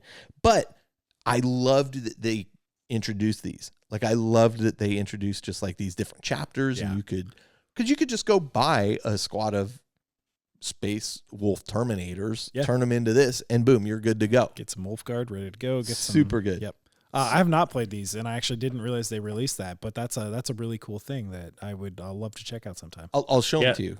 Yeah, and they are really cool. And I don't know if it's kind of hidden in there, but each squad, they actually introduced little new rules for each, because there's they tried to make, again, kind of where we took our inspiration from a lot of times too. So each chapter kind of plays a little differently because they've given each of them a little bit of a special weapon or a special rule around that. So that's what was really cool about those 3 digital sets come out, is you're able to kind of see how they were kind of expanding it in different ways around it. Yeah, so those are the other thing that's kind of hidden in there. There's missions, but I just took like, oh, look, here's really new Marine types and new weapon types that you could add to the game. It does feel different. Are those using single 5-man squads, or are they doing the larger 2 5-man squads? Yeah, 5s. Yeah, 5s each. Just 5s. Yeah. So it is a smaller investment if you want to get them all. Oh yeah, for sure. For sure. Neat. Cool. So yeah, and those are great. I'll show you later. You can see the pictures here if you're watching. But great stuff. Absolutely great stuff. And that's one of the things I like. And we'll talk about Troy's game even more. Yeah, oh yeah. The Basement of Death game, I should say. It's not always attributed to Troy, but it is a huge team effort. It's a family endeavor. It is yes. Yes. It's gone to the next generation. That's right. But in addition to this, they have released a swath of video games around Spacehulk. Not only have they released Spacehulk and Spacehulk Tactics, which, by the way, Spacehulk Tactics is a great video game. Yeah. I don't know if you've played it, I have not, but the animations and graphics on it are fantastic. It looks great, and I've been very tempted. I do own Spacehulk, which is a pretty true replica, I feel, of 3rd edition. Spacehulk Tactics is very different. Yeah. It takes like its kind of own rule thing, but it is fun. And I've enjoyed playing, even like, again, because my wife left a note saying never play this game again. So I got the video game so I could at least play against the computer, or you can also play against friends online, which was a great option for me. So I didn't feel bad about selling my set at that point. But again, after our game, it's like, no, I got to have a set. Then Deathwing came out, which is first-person shooter. Yeah. And Aaron, myself, and I know we played with Campbell at least once, and we played with my buddy Craig in Australia at least once. But we wanted to play it more. We fought our way through most of the missions there, and it's fun. Yeah. It's fun. I mean, it's crazy and it's hard sometimes, but it should be hard. I've only done that single player. I haven't played with a group. Oh, it's much better with a group. I'm sure. Have you played it, Troy? Yeah, it is. So again, it was really us. It was me, my 2 brothers, and then my nephew, who you guys all saw that playing. But when that came out, we would be online doing all. It's so good. And awesome. We played. I think we played through the whole thing. Like we would get on. Some of those missions were so hard. Hard. It really captured the feel of it, I thought. That's awesome. We should play that again. Yeah, I would love to. Oh, man, it's so good. What platform were you on? I was playing on PC. That was, PC, Xbox, PlayStation. There was a lot of platforms. I was playing primarily PC. Okay, that's what I have it for. So okay. Yeah. One thing that it was funny, a couple years ago, when we were playing our game, I actually had some younger guys come and play. And basically he's like, oh, I've never never played the board game. I've only Played played the video game. the video game. Oh, and that's he's great. like, oh, this is exactly like this video game. And I was like, that's an interesting way into it. That's a great Oh, the compliment. board though. game's been out a lot longer. Yeah. That's funny. Yeah. They also came out with a card game, Spacehulk Deathwing. Yep. I bought it immediately. I guess I played it a couple times. Like, didn't really enjoy it that much. I've found that it's a love or hate kind of thing. Like some people prefer it to the board game, and some people are like, nah, it's not for me. Like, and I know they even came out with like a couple expansion packs, Yeah. cards for it, but I never. that game is hard to find and actually has quite a aftermarket demand for Cool. it. I So, have two yeah, copies. yeah. If somebody would like to buy a copy, let me know. I guarantee you someone would take you up on that. Yeah. Yeah, I also have that. That's also on the shelf over there. I should have pulled that down too. But we don't play it that often. Every once we used to kind of bring it to cons because it was a small game, like throw it in your bag and pull it out and play. But it is like you never win. At least you never won. I never won. The Steelers were always too good. Yeah. And they had like, they had several mission packs. Death Angel Mission Pack 1, Space Marine Pack 1 expansion, Tyranid Enemy Pack, and Deathwing Marine Pack. So, yeah, okay. I was going to ask you, Troy, how that stacks up for you in the library of Spacehulk you have behind you there. But the fact that you said it doesn't get played much, I'm telling you, might be the answer. Yeah. But Yeah, it's purely collector. Yeah, so and at Black, this point, Black Library has written tons and tons of stories about various Space Hulks and Tyranid infestations. Yeah. And there's some great stuff out there. There's a Space Marine battle book I think Guy Haley wrote called I'm drawing a blank on it right now, but it'll come to me. But it's a pretty good rendition of it, where like the Adeptus Mechanicus is trying to get into the Space Hulk to find something that they're looking for, and there's like a Marine chapter too that's like, we're here to destroy this thing, and they have to end up working with the AdMech to go into this. It's pretty awesome. there's been some cool recent things too, like Kill Team, obviously, with the Into the Dark set and the boarding action set, like had this kind of new emphasis on Space Hulks and bringing that back. And the new terrain set is incredible. And then also there was one of the, I think, Hammer and Bolter episodes on Warhammer TV was Chaos and Necrons, I believe. Yeah. Like going into a Space Hulk Yes. looking for artifacts and just framing it in that environment, I think was just a cool environment to showcase that kind of story and interaction, which is neat. The Death of Integrity is what it's called. Okay. Yeah. It's a really enjoyable I have not book. read that, but I have heard of it. I have it, and you should borrow it. I would It's love fun. to. Yeah. Nice. Yeah. So I mean, look, there's tons of material out there around this. But it's a great game. If you haven't played it and you can pick up a set, grab a set. If somebody you know has a set, give it a try if you haven't yet. But now we're gonna take a short break, and then we're gonna come back and we're gonna talk about what the Basement of Death guys have done and ideas and things that we would do for Space Hulk that would even enhance the play even further. So we'll be right back. All right, and we are back. We're still here with the Basement of Death aficionado, Troy.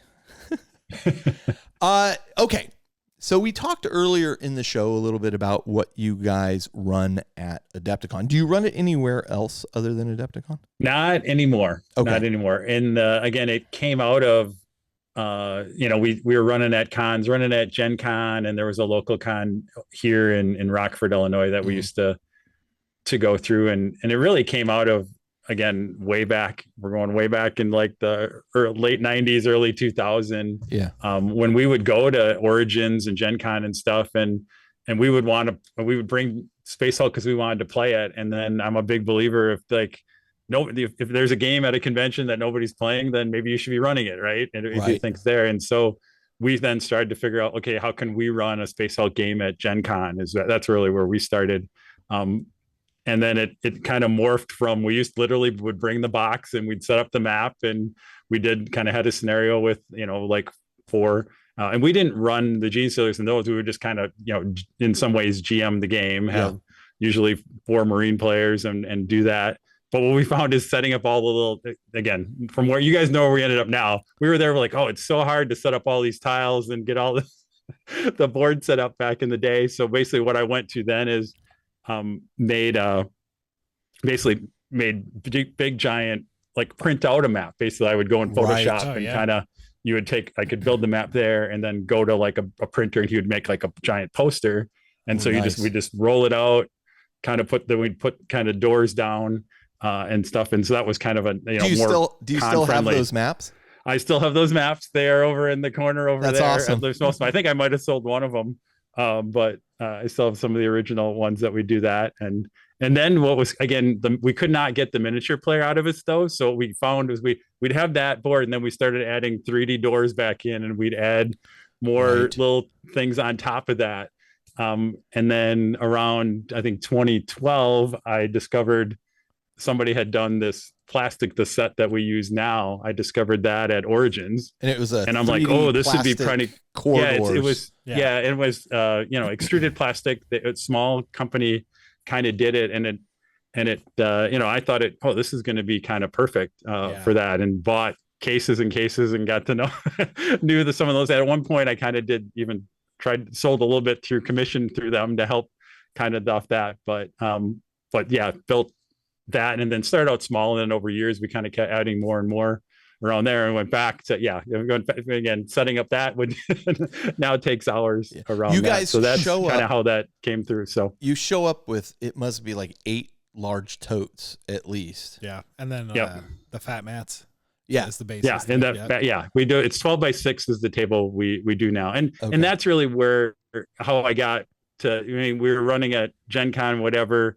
Gen Con's so big, and we have such again, putting that thing on, you're kind of such a small fish in that giant pond. I struggled a lot to even get table space and get things. It became a big frustration. And then again, I've been going to Adepticon almost since the beginning, and just felt like, hey, these are the people that that really like to do that. And I just kind of reached out to Hank, whatever that was, 8-10 years ago now. And he's a great guy, and he kind of, and was happy to introduce us and get us kind of in the door. And then it kind of just started to take off. And I think people always had, and even before that, we had really good feedback. Like I would, even at Gen Con, it wasn't, where, I had people come and they'd be like, this is the best game I've ever played. Right. And we're like, oh, okay, there's something there, right? Around this, to figure out what was going to happen. And then we've been lucky enough that, Hank and Matt and those guys at Adepticon have just been so great to us and giving us good space and supported us in that. So we're actually talking to Hank and Matt as part of our influential Faces of 40K series as well. So those guys have done a tremendous amount for forwarding this kind of stuff. But let's talk a little bit about, so you've gone now, I guess the final iteration or the current iteration of where you sit now, because it's not going to be the final from what we just heard, is you have these extruded plastic 3D tiles or tunnel corridors and such, combined with, I noticed some of the GW kits to build like large rooms in this kind of thing. And the raised platforms for the second levels, you've got the supports up there to get your second level. And that's, again, this year was 3D print. In the past, I've done everything else, but and so there's some I started to mix 3D print pieces in with some of the extruded stuff over the last few years. Just to do stuff. So when somebody now walks up to this, and you can see some of the pictures we have if you're watching, but when somebody now walks up to this, what you're seeing is a spectacle is a good way of putting it. There are lights on the table. There are 3D corridors. It's a very specifically designed map that you guys have tested and tried and true run people through this. It's multi-level. There's elevators that go up and down. And typically you have 6 groups playing. Now a normal game of Spacehulk is 1v1. Correct. What you guys are doing is you have effectively 6 players. Each player is playing a different squad on their own. You and the rest of the Basement of Death crew plus Shell are running Tyranids. And so you have this down to a science at this point. And typically what happens is let me just talk about the last mission we just played. Was you have 6 different players. everybody's main objective is to get to the central location to destroy I think it was a communication device that is going to summon the Tyranids to the planet, if I remember correctly. Yep. Now it is very tight, right? Like you have to do it in where you get 12 or 13 turns to pull it off. And now, as you count out the tiles and you see, okay, if I were moving at full speed, I would barely make it there in time. But there's a few things you can do to extend that timeline. Yes. Some squads can go in and destroy certain plasma generators that if you take out the plasma generators, it adds another turn or two. Yeah. So as a group, the 6 players have to kind of work together. Josh getting wiped out in the game when we were playing hurts all of us. Josh gets wiped out. You almost ruined it. I almost ruined it. I know we pulled it off with the skin of our teeth on that one. Yeah. And the other thing I would say is you guys have really embraced, Troy, you kind of have different units. So you have the standard Blood Angels unit, but you have I think a Dark Angels, you have Ultramarines, you have, I want to say Black Templars. Black Templar, yep. And Kill Team. You have an Inquisitor with the Death. They have Death Watch. Yeah, they're Death Watch, Terminator Squad, and then an Inquisitor, who's kind of whatever, and protagonist for the whole thing with his kind of very special squad. And so now I'd played through, I think, this same scenario, maybe slightly different, a couple times by this point. So I knew a couple things I had learned over the years, for example, the Ultramarines had a chaplain with them. I was playing very conservative my first game until the chaplain finally got into close combat. And then I was like, oh my God, this guy's a monster. He gets work done. I should have just ran him in from the get-go. So this last game we played, I realized I started on the upper level, and I had seen last year Adon playing get choked up on that upper level and stuck, and he couldn't move down because Tyranids were all around him. And so I knew right from the get-go, I'm like, you have to book it to the elevator. You can't, otherwise you will get held up. So I just started racing as fast as I could to the elevator. I took a few casualties, but that being said, I made it to the center thing, and I was not I didn't destroy the thing. Other people did, but I made it to the second elevator and died heroically. So let's talk a little bit about not the physical aspect of it, which we've now talked about, but how did you just tune this after year? Yeah. And so again, like I said, initially it was us running it. So it kind of morphed. And so we would basically have 4 Marine players, and we'd actually have 2 other people come and play the Gene Stealers. And then as we kept doing that, and then we would do the same thing where we'd definitely help both sides. And especially you kind of have to help the Marine players a little bit more around some of that.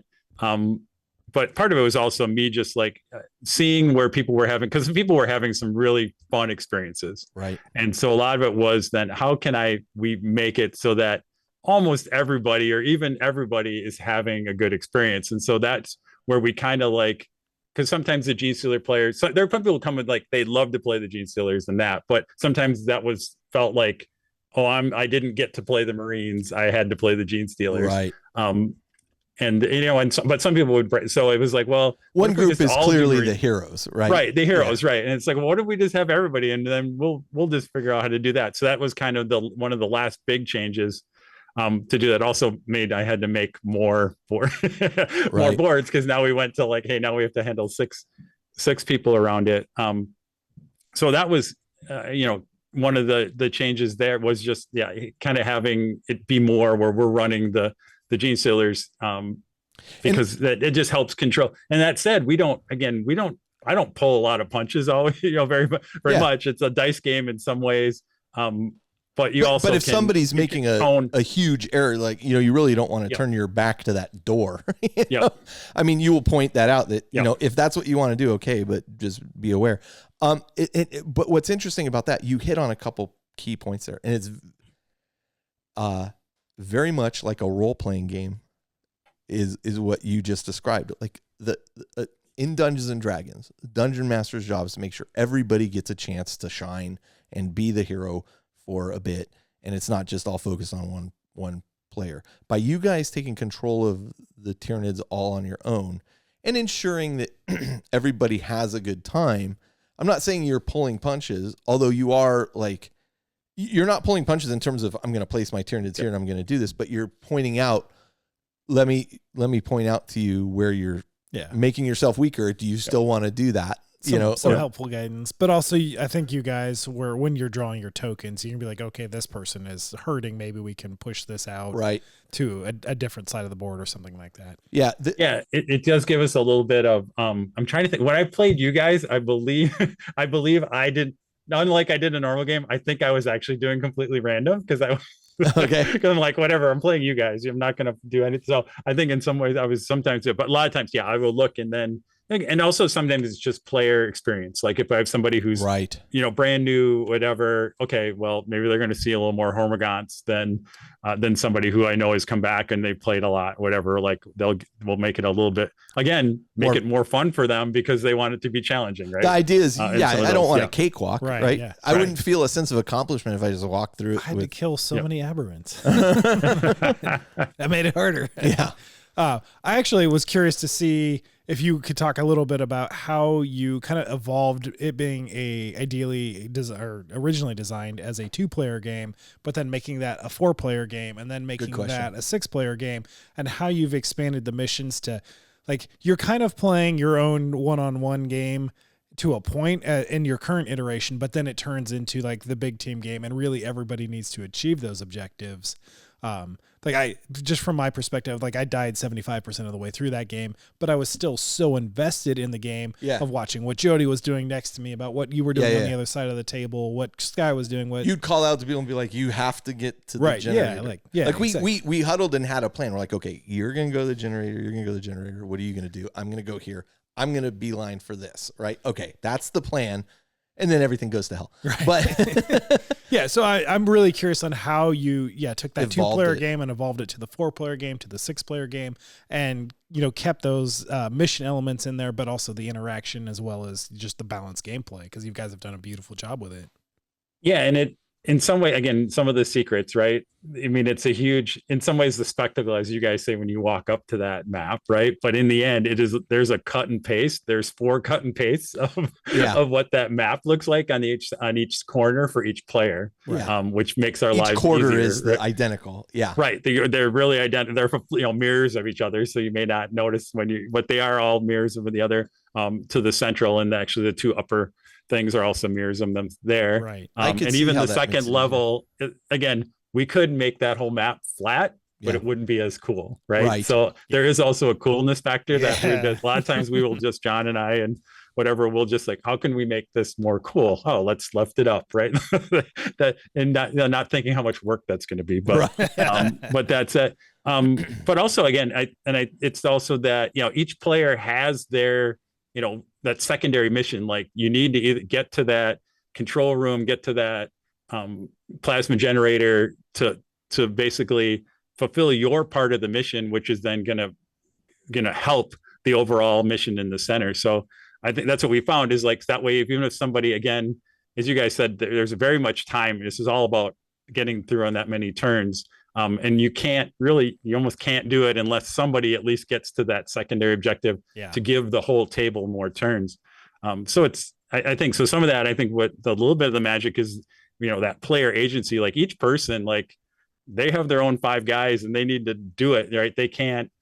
And some of that's experience over the years where I've gone to different convention games and things like that. And I don't know if sometimes when you played like big miniature games, you end up just sitting there for 3 hours, rolling some dice, moving your one squad of guys or something, and not really feeling like you had anything really about that whole game, right? That's a great point, because you stay engaged that entire game. Yeah. Which is great. Yeah. And so this was very much building it. So like, you're all trying to get to that central goal, but you really need to know what your 5 guys and what they're doing in this next turn, because you have gene sealers all around you. And, and I think that's one of the big things I love about Spacehulk is every turn I always think of it as a puzzle. Every turn I'm going to roll my command points. I'm going to find out how much action points I have. I look at the board. I'm like, I need to make another 3 squares ahead and take care of those 2 things. Am I going to do it? Great. I made it. All right. I get to play again and solve the next turn's puzzle and do that over and over again until I get to the end. So now your next move, as you were talking about earlier, is 3D printing some stuff out. Yep. Are you looking at replacing all of the hallway tiles with new 3D printed stuff? That's what my hope is. Yep. And maybe I can shoot you guys some maybe some sneak peeks. Oh, that would be awesome. That's over there. Are these files over there? But are these files you found online, or are they files you've designed? Yeah, no, this is, I'll give him, Dragon's Rest is the guy, the designer. I think it is one guy. Okay. And he has a couple different really cool sci-fi sets and things you could use 40K, but he has, I can't remember what, some I want to say HVAC or something like that. It might be, which is weird name, but he has a set that is very much a corridor tile kind of set there. But I didn't like the doors when I first saw it. So I saw this a few years ago. And I'm like, again, thinking about a playability standpoint, the doors seem too kind of like in the way of that. And then I found kind of some third party, somebody else had kind of refactored some things and had some much more streamlined doors. And that's what really got the juices flowing again. Nice. And then there is this really cool, this other third party guy has an elevator. And as you guys know, the elevators are pretty cool in our scenarios. But replacing them with these elevators, I'm just really excited because I think they're going to add some really cool drama, because they're going to be very much big, very much playable, kind of like almost rooms that move up and down, more like big shafts. So we'll see how that all kind of comes together. I'm looking at this guy's site, and holy smokes, some of this stuff is really cool. Incredible. Yeah. Josh, you might be in trouble. Yep. Wow. I got a printer, so I gotta am get printing. anxious to see how some of this comes out. And, you guys were so inspirational. Shell, who, again, is tangentially involved in the hobby. Like, she likes playing 40K, but she's not as, we asked if she wanted to sit in on this interview. She's like, I don't want to be on the podcast. I'm like, why not? She's, as you know, wants to run this event at like a local convention here. And you guys were so nice. You're like, well, we'll ship you this stuff. I'm like, oh, I don't know if I want to be responsible for all that stuff. So I mean, seeing the 3D printed model, she's going to be on me about 3D printing this stuff. But we were talking offline too that they're redoing all of the Terminator teams with the new Terminator stuff. Oh my goodness! Yeah. And so these are scaled up, as Troy was saying. You can speak to that, Troy, if you like. Yeah, no, well, that was really one of the coolest things about Leviathan when that came out, right? Was like, when are they, because it's always been like, when are they really, as the new Primera stuff has come out, you're like, oh, Terminators just don't quite feel as cool as they used to be, right? Oh, they look so good now. But the new ones are so cool. And so we're gonna probably, again, we'll see. I have good ambitions at this point, as I'm 7 months out from Adepticon, but I already have a couple of squads built. So are you sticking with the same teams that you already have that are tested and balanced and all that, or are you... we'll see. I mean, we might tweak some things. I have a good friend who is a Space Wolf, and so I may enlist him to help get a squad done. I'm like, hey, if you want to paint up a Space Wolf squad, or a Space Wolf squad, go for it. And then we'll probably figure out a little bit about how can we make them very Space Wolfy. Nice. Although those guys, again, we've always shied away. We don't have Space Wolves in there currently because Space Wolves tend to lean more toward close combat type things, which doesn't go well. There's a lot more variability in that. It's much easier to have a bad experience in that aspect. But yeah. Well, this is fantastic, and you've already started 3D printing some of this stuff because I mean, that's a big table of terrain to print. It's a lot of stuff to print, man. I mean, my printer ran for a long time printing up some tiles I had found that I was like, oh, I'll use these, and then they turned out they weren't quite right to scale, and my printer bed wasn't large enough to actually make the like four-way corridor. Kind of fit the full intersection. And I thought my printer bed was pretty big, but it wasn't quite big enough. And I was like, I could slice it, but so I mean, it does take a while to print this stuff. So hopefully you've already started. We've done some tests, and I have three Ender 3s over there, and then one brand new goodness. one brand new bamboo printer that has just arrived this week Got a whole production to line. start really doing some real work. So wow. Okay. All right. Yeah, that's like a massive set. And then I've had a lot of people also. I know I have also other people that I can reach out to do things. So. Yeah, for sure. Hey, listen, if you need some help, let me know. Yeah. I got a couple Terminator teams if you. We can. Oh, no, I was talking about 3D printing. Like I can let the printer run. That's fine. I only have resin these days. Yeah. Well, this is fantastic, and I love where you guys have taken it. Are you thinking about introducing more like lighting effects? Now, right now, what you use is you have a lot of different flame effects for where you put down a flamer, that kind of thing. Are you thinking about introducing potentially like LED lights into some of the corridors or stuff like that? Yeah, again, I think as we look at the 3D tiles and being able to 3D print gives you a lot more option, right? For sure. That you can hollow some things out or even drill and and so again, I may outsource my brother who is a little more handy on that stuff to wire up some cool things to play around, because I think there's some that may be, I may say that may be stuff you see in the future, maybe when you're back, Carl, in 2 years from now, you'd see more of the bling kind of thing. I think this year it'll be more of a just like, hey, let's get something that looks pretty cool on the board. You get the klaxon spinning, you get dry ice coming in there, you get multiple levels, you get a functional elevator that actually works. Oh, Jesus Christ. I can't wait. I have to say, it is such a spectacle event. Again, I know we're damaging our chances of getting into it by saying this, but if you are going to Adepticon, this is really one of those things that, and if you've played Spacehulk, we talked earlier in the episode about the Spacehulk sets that came out, and it's a 1v1 kind of thing. This is you guys have done such a good job of turning it into a group event that is challenging. And I think you hit it on the head, Troy, where you were saying everybody has their chance. Like, yes, you died 75% through the mission, Josh, but had you not been there soaking up those wounds, right, they would have come towards us. I did kill a lot of aberrants, so had I not, that would have gone somewhere else, which would have made somebody else's day a lot harder. And so that actually leads me into also, we're not just fighting gene stealers in this. You just mentioned aberrants. We're fighting. You got hybrids, you got aberrants, cultists, aberrants, gene stealers themselves. You have gaunts on the table. Yep. Hormagaunts? Not in this one. Yeah. The close combat gaunts. Close combat. Yeah. There was the hybrids. Yeah. It was hybrids and then pure strains. Right. And then occasionally you have like a warrior. Not in this. Again, this one. In the past one, you played in the one. So like, in previous editions, we had more of a pure, where you had like Tyranids, Gene Stealers, and Hormagaunts. So pure Tyranids. Right. And then warriors is kind of we'll call them the mini bosses, right? Right. Because literally what we do on some of that stuff. Lictors, I think we had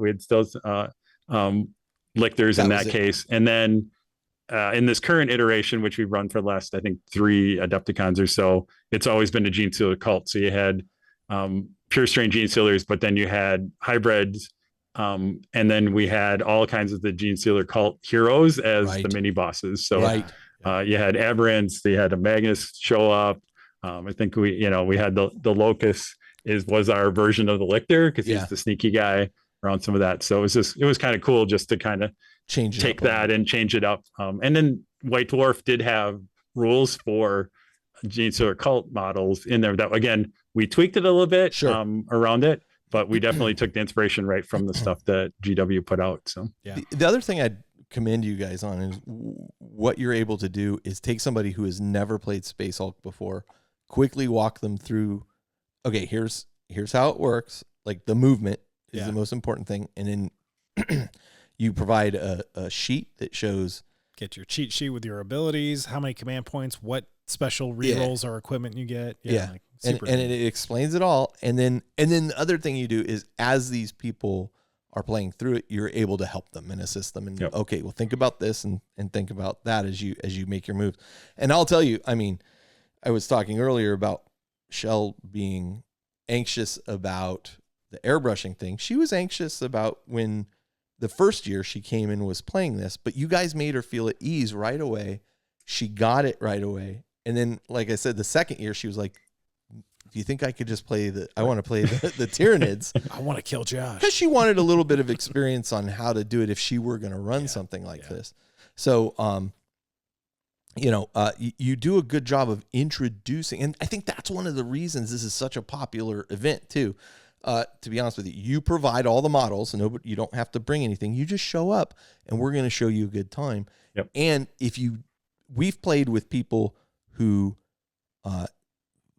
know how to play Spacehulk, and people who've never played it before, to the point where we had John Campos with us one time, and there was a guy there who never played before, and John told one of our friends, hey, maybe this is a good opportunity to help him and show him, because our friend was like, oh, he doesn't know how to play. It's like, so this is an opportunity to show him how to play. It's incredibly approachable, and you guys have done just an incredible job of providing that experience, and it is a spectacle.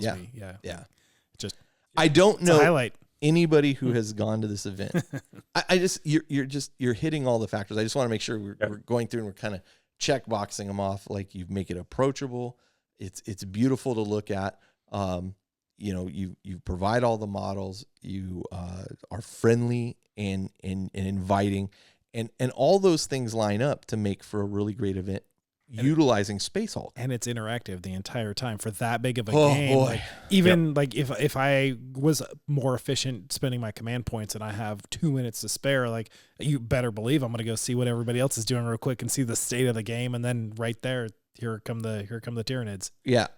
And I mean, there are moments where it's like, maybe John is like attacking one person, but you're like, hey, I'm waiting for him to attack me, and one of you will jump in and go, okay, here, let me just roll these for you.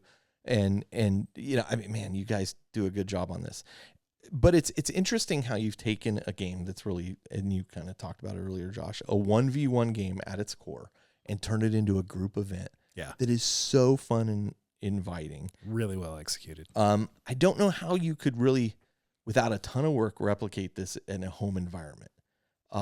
But I know some of my friends immediately ran out and bought extra tiles because they were like, well, we could just use the actual tiles, and it's not 3D, but we can put things together that way, because people were buying. In fact, I think I have a bag of extra tiles somewhere, to be honest with you. And I think I was one of those people that did it after playing. But because people wanted the models specifically, they were off-selling the rest of the materials. So it's out there. Like, you can find it and you can experiment with it. I would say make it your own. Do you guys?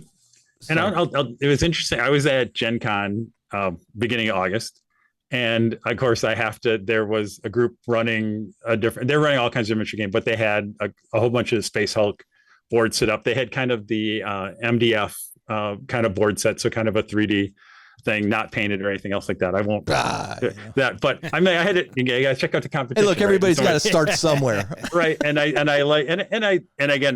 like, oh, so I'll go and play. It ended up, again, they had a couple different boards, and some guys, I think there were 6 of us, or no, must have been like 6 or 7 of us or something like that. Some guys went over there, 2 guys and me. They were like, well, hey, like, they have this board set up. They had the mission for like 2 squads versus and I'm like, hey, and basically what I did is a mini version, not intentionally at all. I'm like, and they didn't really know how to play. I'm like, hey, I'll take you through. I'll teach you how to do it. That's cool. And we'll do that. And get just totally unintentionally, we had a 2-hour session where I ran the Steelers, again, very much my style of like showing them why they want to do certain things. It was a cool mission where you had to get the little cat, which is the little robot, from one board to the other. So again, there are pieces there that basically, like one squad, it was the escort. The other guy, he was trying to hold the exit while I was hammering him on that.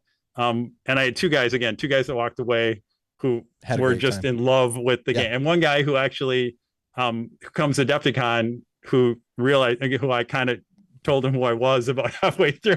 I was like, oh yeah, I want to get in that game too. But just an opportunity where there I took something that wasn't exactly this, but was able to kind of, again, give those two guys kind of a mini experience of what I do at Adepticon around some of that. So it was pretty cool. It's really a fantastic example of the way you can take this kind of to the next level. So yeah. And I mean, the other, and not related here, I mean, we've run, part of it is, again, as you go to a convention, right, where it's in some ways you're in the, I feel like you're in the entertainment, like I'm providing experience. Sure. And you want people to enjoy it. The other thing we have done, Zombicide, I think your people are familiar with that. Yeah. We've also done that where we run that as a convention game. Again, very simple. 6 people. Yeah. We do the same thing, bling the hell out of it. 3D print around some of that. And we've had, again, guys that are, but again, it's taking a lot of those same concepts. And like, even then I will say GM sometimes a little bit of the zombie deck to make sure that it's tough and things may go and people may die, but we're trying not to get the full party kill or anything else. We want people to enjoy that 90 minutes, 2 hours that they're there and some of that stuff. So it's just kind of approaching it in a way of like, if you were that player, how would you find this the most enjoyable? And then we try and do all those things. So have you made any of the missions or resources available on your Basement of Death website? We have, all the rules of that we've done. And again, they're not, some of it's in my head. It doesn't all make it to paper sometimes. Right. Cause I think Liz, who's is on the Discord and things like that. Yeah. Her and her husband actually took one of the missions from that, and they 3D printed a whole bunch of stuff and ran up at one of their game store. Nice. This is probably a year or two ago on some of that. So they had reached out just around Liz Apke? Some questions. What? It's Liz Apke, I think. Yeah. Liz. Yep. Yeah, she's great. Yeah. And she's played. Her and her husband have both played over the years too. Oh, that's fantastic. So it was great to see them again. I was totally very humbled by seeing what they were able to take about, again, one of the missions that we had done in the past that was one of the 4-player ones, and just take it and run with it and have a cool experience to it. So so all that basementofdeath.com, the Spacehulk tab. I don't know if I think I have all the latest, but kind of you'll see different iterations over the years of the missions that we have done. So that's great. That's great stuff. Well, listen, I think we've kind of beat this Gene Stealer to death at this point. Troy, thank you so much for joining us, and thanks to all the guys at the Basement of Death that run this event. And we had such an amazing time this last year. I was so excited that, like, you would not believe when I told the group, I was like, okay, they're willing to run an extra one for us. I'm in, like, okay, do I have too many people? Oh, we have too many people. Okay, what can we do? And fortunately, like I said, Shell wanted to jump in and play the Tyranids, so it all worked out. But man, you guys have a very special thing going. I want you to know how much we all appreciate it here, and I know I'm talking myself out of being able to play it again by getting all this information, but we'll plow you with beer and pizza and try to get you to run it for us again. It won't be me this year, but the following year I'll expect my return to be better than ever, honestly. So. Yeah. No, it again, and a lot of it we put a lot of energy into it. And I mentioned my 2 brothers who I could not do without. I do a lot, but my brother John does a ton there, and my brother Ben, like, I could not run that by myself. No way. This is not a one person. Yeah. So I love that they commit their Adepticon to help me run that too, and all the setup and stuff too. So I want to make sure they get their props, because I could not do without them, and the other guys from the club here too that help some of that too. And my nephew, this year my nephew is starting to get his toe in the water too. Yeah, so nice. He helped us run some of that stuff too. So these guys are just absolutely great.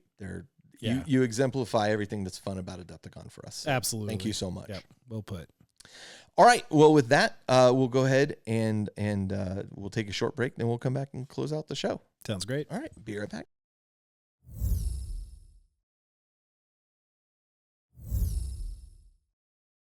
All right, and we're back to close out episode 222. I want to thank Troy again for joining us. I want to thank all the Basement of Death guys for all the work they've done. The whole family. It's been amazing. So Spacehulk. It's It's funny, as we were It's good prepping stuff. for this, I was looking at my Spacehulk set. I'm like, I really need to paint these terms. I'm like, what am I doing? Stay focused on the Black Legion, Carl. With Geekend coming up in a couple of weeks here, I'm all tempted if I can try to, because I just got the new set, I don't know, a couple months ago. Like, if I can get them turned around that quick, I'll bring it. Okay. So please leave us reviews on iTunes. Josh, as you mentioned earlier, even if you're not really watching us on YouTube, if you could go and click that subscribe button there, that would help us a tremendous amount at this point. Help spread the good word. Yep. We are looking to grow that. We got some stuff coming up. We're talking about streaming some stuff to YouTube, in particular, some hobby stuff that we're going to be doing. Yeah. We have a great Facebook group. We've talked about that a bunch. The other thing I would say is if you are a member of that Facebook group and you want your friends to join it, please just tell them about it. Have them come in, answer the questions to join. If you send them an invite to join that group, they do not get the questionnaire, and we automatically decline those. This has really helped us prevent spam from coming into the group. And I'm telling you, every day we get spammers trying to join that group. Yeah. So Bots. And you can really tell. I don't think this guy in Zimbabwe is really a 40K player. Yeah. Oh, look, let me go look at his profile. No, there's nothing about 40K here. And we've got the Patreon going. It's going strong. We've released one bonus episode to there so far. I've recorded one. I'm about to record another one. Plus, we're about to start releasing our live play of Dark Heresy. Dark Heresy coming. Blooper, on there. Blooper video coming soon. Blooper stuff will be available to everybody of all levels at the Patreon level. It might not be family safe, though, but we will put a call out on that if that is the case. I am able to kind of turn it off as soon as the mics are in front of my face, right? Like, it's interesting. Like, it's really become an subconscious thing where those people who meet me in person, they're like, man, Carl just swore. I'm like, yeah, I was in the Army. So anyway, again, Troy, do you have anything you want to add before we kind of close out the show? I will just kind of talk about basementofdeath.com is kind of our website. We don't see a whole lot on there. The most interesting thing people like to read is my Horus Heresy review. So I basically have all the Horus Heresy books and kind of give you which ones you should read and which ones maybe you don't want to read or how to get through the thing. I'm amazed at how many people actually look at that. Nice. Thousands of people every month still. Wow, I should probably update it a little bit as we get towards the end there. So, and then you can, if you care about listening to me, I'm Playing and Slaying is our kind of Basement and Death podcast. And we were great lucky stuff. enough to have Carl on there. Last month or so, and we are Omni gamers, so we do that. It's not 40K focused. It's whatever we tend to focus on, which is a lot of board games, RPGs, and a lot of miniatures. We all got together. That was kind of our base was miniature gaming. So you'll get that, including also we may talk a lot about books and things like that too. So, and we'll thank you there, Carl, for some good reference. Yeah, Dungeon Crawler Carl. Yes, right around the corner. Oh, book 6. Book 6 is releasing in 2 days. 2 days. Yeah. 2 days, buddy. Yeah, so thank you for that one. Now I'm hooked on that too. That's awesome. Right? It is. Yeah. It was so funny. I was doing the interview with you guys, and you guys said, "Oh, I can't remember what you said. Is what do you like to listen to?" And I was like, "Let me tell you about the greatest book series of all time." Right. And man, it is way better than it has a right to be. Yep. Like, it's fantastic, and the audio is the one you have to listen to. Yes. That reader is incredible. The voice acting is phenomenal. So crazy, so funny. Too. How far are you into it? I just got through book 1. Okay. And so I'm gonna work my way through, but just totally enjoyed it. I am not like an RPG lit person at all. Yeah. And so I was like, we'll see what this is. But that audio, boom, like you're in. Like, I read the synopsis of the book, and I was like, this is gonna be the dumbest thing ever. Like I was like, but I had to. I'm glad you took that. It had my name in it. Yeah. I had to check it out, and I have just been blown away. And everybody I have, I have a at least once a month, but usually a little more than that, Zoom call with like John French and Ed Brown, and we just kind of sit there and chat. And our last one was nothing but like Dungeon Crawler Carl quotes, and like. I don't recommend that series. Like I'm going to reach out to the author and see if I can't get him on for an interview, but it's kind of outside of our vein, but it's just so fun. And I'm always hesitant to recommend reading something to an author, and I was like, boy, John, I hope you like this. I think you will. Like, just give it a chance. If you get 2 hours into the book and you're not enjoying it, I go stop. But I really think you're gonna like it. And next thing I know, he's like, this is great. I go, how far are you? He goes, I've just finished book 3. I'm on book 4. Like, yep. All right. It's so again, that series for those listening, Dungeon Crawler Carl on Audible. Yeah. It's amazing. So good. Absolutely fun. Like everybody I've introduced it to, Shell doesn't listen to audiobooks and she's like, this is really good. So please check it out. I was going to ask how is anybody else in the group over there listening? Yeah, I think you have all of us at least through book 1 and maybe people into book 1 and 2. Good. So nice. It's been great. Yeah. Well, good. I'm glad you've enjoyed it. You enjoyed it. And then the other, I mean, I am on the Discord on there. I think I'm just Troy. If people, I am not a prolific poster or anything on there, but I'm always around if anybody ever has questions or anything else wants to reach out. So fantastic. Yeah. Fantastic. All right. And you got anything else you want to share? We'll, I think, put some show notes up here with links to the files and things that Troy has mentioned. Yeah, and, for sure. Because that was like incredible. And like, I'm tempted to get a table going now myself. We should. Yeah, we'll figure something. Shell would be all about it. Yeah. We just got 3D prints and stuff, but I looked at that Dragon's Rest stuff. That stuff is good. Pretty sick. It's good. All right. Well, I guess with that, we'll go ahead and close it out. Now we've talked about Dungeon Crawler Carl again. Like my favorite book series of all time. So anyway, this is Carl. This is Josh. This is Troy. And we're coming to you from the Astronomicon, where you don't want to know what that scratching behind you is. And in space, no one can hear you scream. And I'll see you on the wait list at Adepticon. There you go. Thank you so much for joining us. Say hi to all the guys over there, Troy. We had such a great time. And again, thanks for sharing your knowledge with us. We really appreciate it. No, thank you. Thank you for having me. All right. Take care.